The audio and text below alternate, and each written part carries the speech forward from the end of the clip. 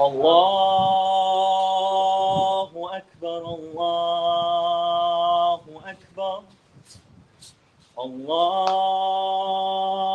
أكبر الله أكبر أشهد أن لا إله إلا الله أشهد أن لا إله إلا الله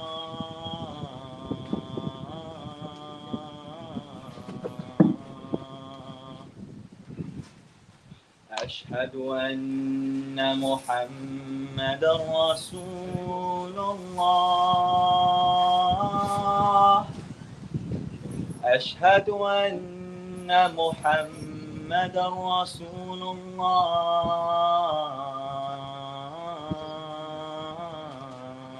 الله حي على الصلاة حي على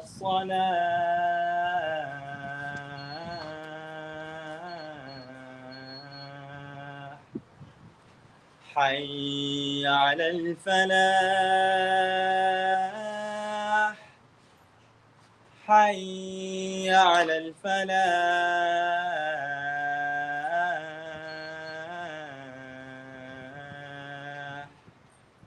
الله أكبر الله أكبر لا إله إلا الله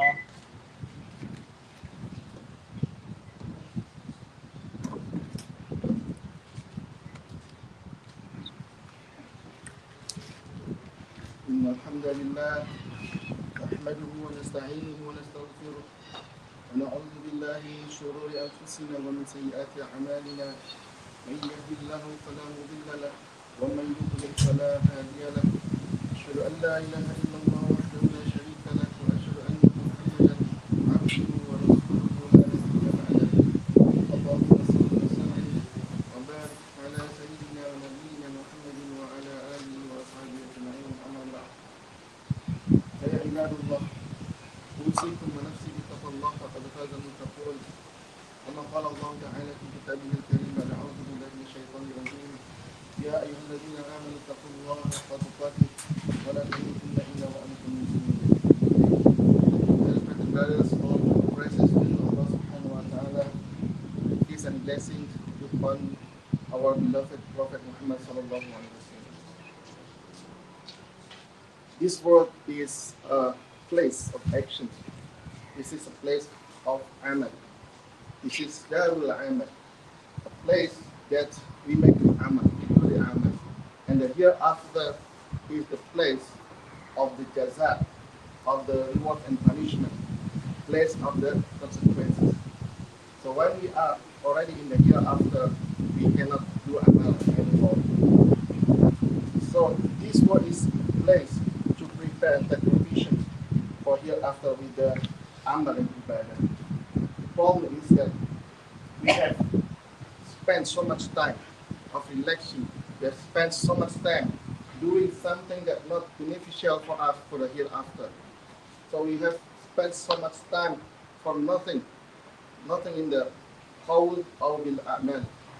As Allah SWT said in the Quran, Alladhi khalaqal mawta wal hayata liyabluwakum ayyukum ahsanu amala. That Allah has created death and life to test you, which one of you has the best amal. So the best amal means two things. In the tafsir it says the best amal first is correct according to the sunnah of Rasulullah or the sharia and the akhlaq and then the ikhlas. So let's upgrade it here. The purpose of life is to worship Allah subhanahu wa ta'ala. Allah says, and then I do not create the jinn and the human except to worship Allah subhanahu wa ta'ala. So this dunya is a place for us to take provision. If you want to go to holiday, for example, from here to Indonesia, for example, you need to prepare yourself. You just don't go. You need to prepare your luggage, prepare your clothes, prepare everything for you during the safar. And this one is as well like that. This is the place that we prepare things for us to hear after.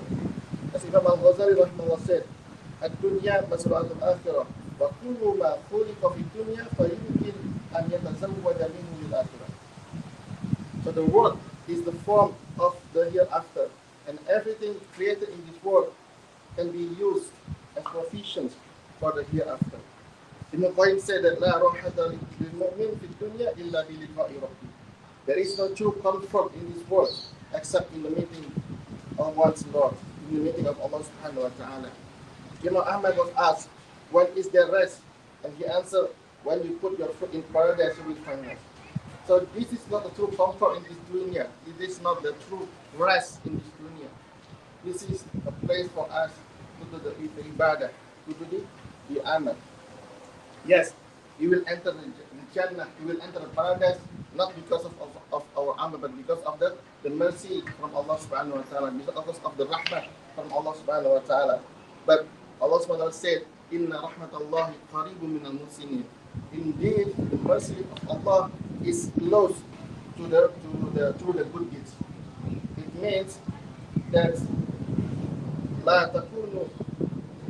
تكون أنت مستندا لرحمة الله إلا بالعمل. So you cannot rely on the mercy of Allah except through the good deeds.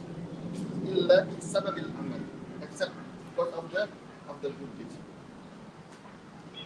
So it means that while Allah's mercy is fast, a person must still strive to do good deeds and fulfill their responsibilities to be deserving of His mercy. It highlights the balance between faith in Allah's mercy and also taking action. It's not like hope. It's not hope if you only hope that Allah mercy, but you don't take action. You don't do an amal. Or just Allah Rahman Rahim, and then you just do ma'asiyat and hoping that Allah will forgive you without the amal, without tawbah. No, it's not hope. Ibn Qayyim said it is like being deceived by the shaitan. So to hope a mercy from Allah subhanahu wa ta'ala, we must take action. We must do the amal. And Allah mentions a lot of places about the amal in the Quran, about the comments to do the amal in this dunya for Allah subhanahu wa ta'ala. So there are some things that we need to concern, we need to think, we need to know about doing the amal. The first, knowledge before amal. Don't do the amal if you don't know it. If you don't know if it is according to Sharia or not. And Allah subhanahu wa ta'ala said, وَلَا تَقْفُ مَا لَيْسَ لَكَ بِهِ عِلْمٍ إِنَّ السَّمْعَ وَالْبَصَرَ وَالْفُؤَادَ كُلُّ أُولَٰئِكَ كَانَ عَنْهُ مَسْئُولًا. Do not follow what you have not sure knowledge of it. Indeed, all will be called to account for their hearing, sight, and intellect. And also that Umar ibn Abdul Aziz rahimahullah said, أنه من تعبد من عمل بغير علم كان ما يفسد أكثر مما يفسد. So whoever worships without knowledge, whoever doing amal without knowledge, then will cause more harm than good. And I mentioned before that two things, that the requirements that our amal is accepted by Allah. First is aswat, is according to Sharia. How do we know it's according to Sharia if we don't know the knowledge? As Imam Nawawi said, how do we get taqwa if we don't know about the taqwa? If we do not know about what is the commandment from Allah subhanahu wa ta'ala, what is the forbidden from Allah subhanahu wa ta'ala. So knowledge is required. Knowledge is needed when you do the amal. Knowledge is needed when you want to get the taqwa. So that's the first. Ilmu of the Qawli or amal. That's what Imam Al-Bukhari said in this book. So the ilmu before sayings and before the amal. And you method fa'lam annahu la ilaha illallah. Astaghfir li dhanbika wa lil mu'minin. So that's the first thing that you need to know is knowledge of the amal.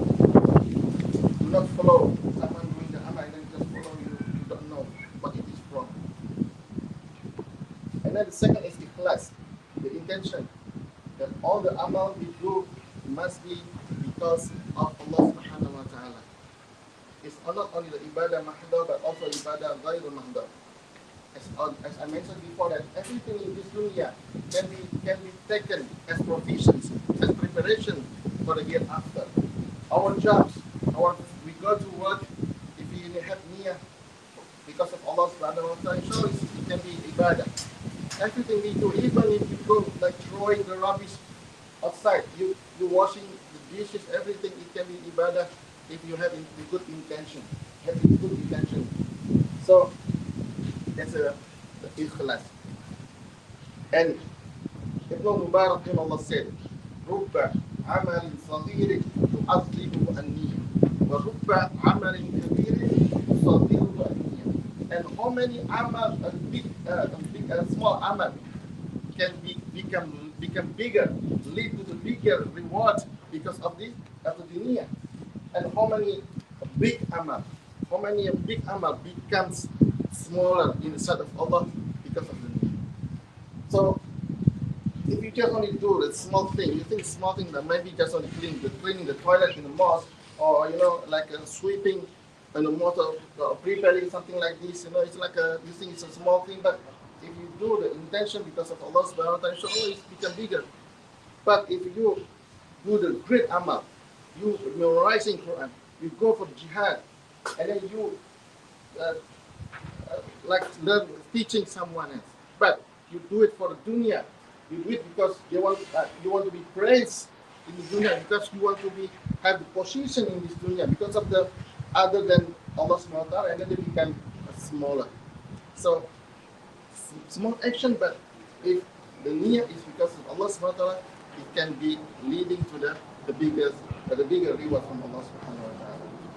So first is knowledge, al-ilm of the amal, and second is al-ikhlas of the amal, and the third is al-dawam al-amal. So the continuity of the amal. As Prophet Rasulullah SAW said, "Inna ahabba al-a'mal ila Allah adwabuha wa in qalla." So indeed, that the most beloved amal to Allah subhanahu wa ta'ala is the continuity, even if it is small. Small, you do it because of Allah, and you do it constantly, inshallah become the beloved amal to Allah subhanahu wa ta'ala. Just look at we can introspect ourselves now. What is the small amal that we can do every day? But not like to recite Quran. One day you can maybe like 1, 3 juz, 4 juz, 5 juz, and then the next day you don't read at all. The next week you don't read at all. Until next year you don't read at all. So the best one is just constant reading every day, even if it's just only like 1 page or half page. But if you do it every day, it will be much better than you read a lot of like pages in one day, and then that's it, finish. You don't read anymore until next month or maybe next year. So at the one fil amal. And then the next one is focus also about the amal jariyah. Because the messenger of Allah subhanahu wa ta'ala said, when a man dies, his deeds come to an end, except for 3 things. Sadaqah jariyah, a knowledge which is beneficial. And then the third one is the future descendant who prays for him for the deceased. So when we die, that's it. We cannot do amal anymore. But the rewards can be still continued. It is the end for us, but the rewards can be still go to us. 3 things. Focus on the 3 things. Sadaqah jariyah, and then the knowledge which is beneficial, and the descendants, children who pray for him for the deceased. So these at least 5 things that we need to know about the amal. First is knowledge. Make sure that you know it is according to Sharia. It is like it's written in the Quran and Sunnah. It is according to the Sunnah. It is ittiba' Rasul. And then the second is ikhlas. It's not easy with ikhlas, but still try to try. And this is the hardest thing according to Lama. Maybe we can do one day, one amal ikhlas, but and then the next day, maybe after that, the shaitan always wants us to have the riyah, and that is the small shirk, al riyah. And then the third is the ad-dawam fil amal, and then the forget the amal sadaqah. And one thing I can forget to mention is about the amal shamil, comprehensive. It is the physical amal and also the spiritual amal. Sometimes we focus on the physical, the prayer. We do the prayer, yeah, we do the prayer, but we forget the spirituality, the ruhiyah in the prayer itself. We forget about our heart. Sometimes we focus to our physical too much. When we are about to get flu, for example, we got about to get sick or ill, and then we just suddenly like we just go to the chemist, for example, to buy some vitamins. And then when our heart becomes sick, we don't care about our heart. We don't care about our heart, about the sickness of our heart. So the amal must be comprehensive. The amal of the zahiri amal and also the batin amal. So we must also take an action for this.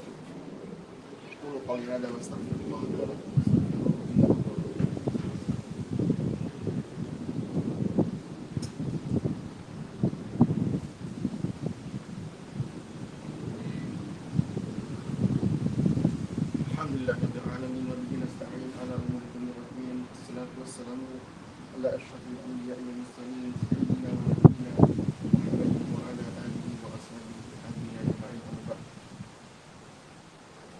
Dear respected brothers, Alhamdulillah, now we are in the month of Rajab.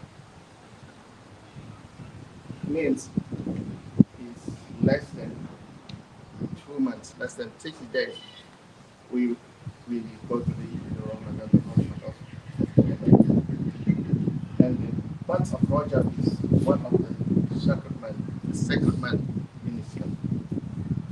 As Allah has created months, and He made 4 months sacred, which is the Qa'dah, Hijjah, Haram, and also Rajab. And as Allah is the creator, Allah has the right of choosing some days of months and giving them preference over others.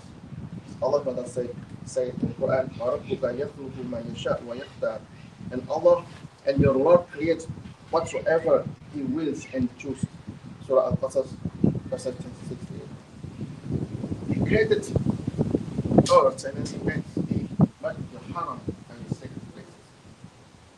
He created angels and He made some angels as sacred over the other angels. He created man and He made the Anbiya over the others, and made the Rasul over the Anbiya and made the Ulul Amri over the Rasul. So this is Allah's will and Allah's right to choose whatever He wants. And Allah has chosen this month as a sacred month. As Allah said in Surah Al-Tawbah, إن عدة الشهور عند الله 12 شهرا في كتاب الله يوم خلق السماوات والأرض منها أربعة حرم ذلك الدين القيم فلا تظلموا فيهن أنفسكم. So verily the number of months with Allah is 12 months in a year. So it was ordained by Allah on the day when He created and the heavens and the earth. Of them 4 are sacred. 4 of them are sacred. That is the right religion. So wrong not yourself therein. فَلَا تَظْلِمُوا فِيهِنَّ أَنفُسَكُمْ. And do not wrong yourself in this month. The other tafsir said that fihinna means back to the 12th month. It means in the 12th month you cannot do your wrong yourself.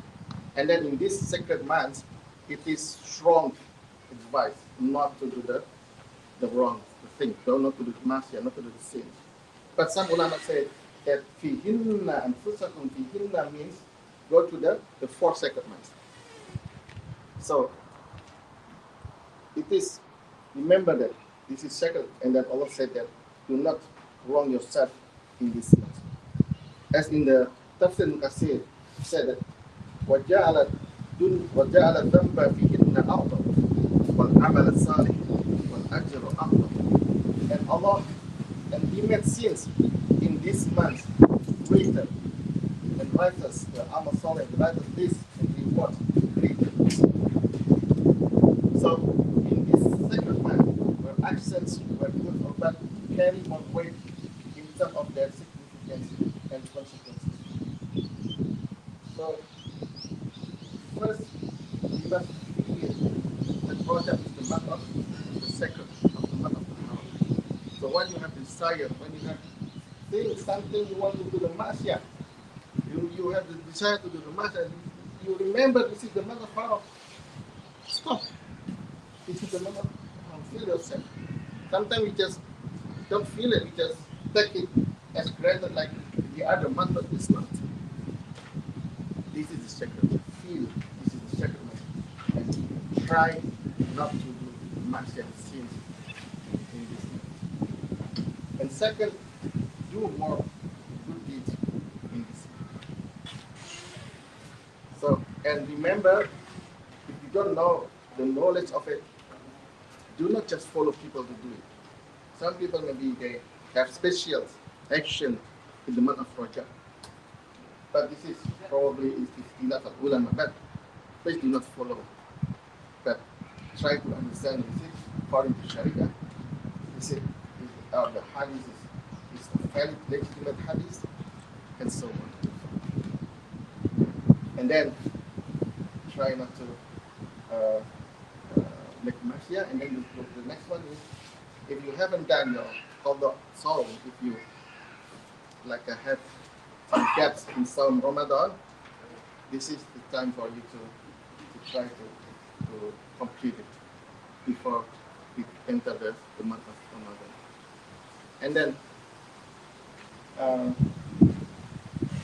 that's it. And then we have to introspect ourselves, make a dua for us to reach the month of Ramadan. The Salafus Saleh, they have 6 months after the Ramadan to make dua that their actions can be accepted by Allah subhanahu wa ta'ala. And then they have 6 months before Ramadan to make dua so Allah can reach them to the Ramadan. So this is not 6 months, it's only 2 months less. But at least we make a dua to Allah subhanahu wa ta'ala that Allah will reach us to the month of Ramadan. And we know that how many people, friend of us, maybe they cannot reach of Ramadan, maybe they already passed away, they already returned to Allah subhanahu wa ta'ala. So make a dua so we can reach to the month of Ramadan. And it is also the introduction for us. If we can, like for example, in the last Ramadan, we can khatam one Quran. And what about after the Ramadan? Do we read the Quran after the Ramadan? How is our amal saleh after the Ramadan? So this is like a try as a warming up before you go to the holy month of the Ramadan. As in the hadith it said that the month of Rajab is the month of planting your seeds, Sha'ban is the month of irrigating, watering them, and Ramadan is the month of harvesting. So Rajab is the time to prepare for Ramadan, spiritually, mentally, and physically.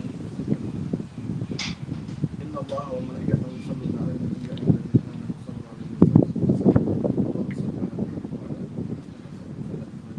alayhi wa barik ala Muhammad wa ala ali Muhammad wa ala اللهم اغفر للمسلمين والمسلمات والمؤمنين والمؤمنات والاحياء منهم والاموات انك سميع قريب اللهم اصلح لنا ديننا الذي هو عصمة امرنا واصلح لنا دنيانا التي فيها معاشنا واصلح لنا اخرتنا التي اليها معادنا واجعل الحياه زياده لنا في الخير واجعل الموت راحه لنا من الشر برحمتك يا ارحم الراحمين اللهم بارك لنا في شهر وبلغنا رمضان اللهم سلمنا الى رمضان اللهم سلمنا الى رمضان اللهم سلم رمضان لنا وسلم منا وتقبل اللهم ربنا ظلمنا انفسنا وان لم تغفر لنا